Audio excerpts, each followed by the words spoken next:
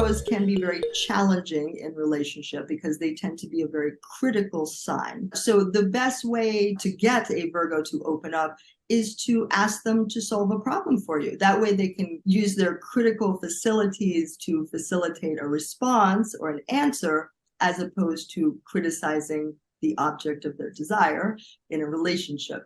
In order to engage with them, it's best to engage with them in an intellectual manner and be very straightforward and all about the facts, and they will eventually loosen up. But if you come at a Virgo with a lot of emotionality, they really shut down. It's one of the most clinical of all the signs. They're finely wrought and they're a bit oversensitive. They get like kind of overworked by things, and they are the overworker, overachievers of the zodiac. So the best way to engage with them is at first intellectually, and then gently over time get them into more of an emotional state.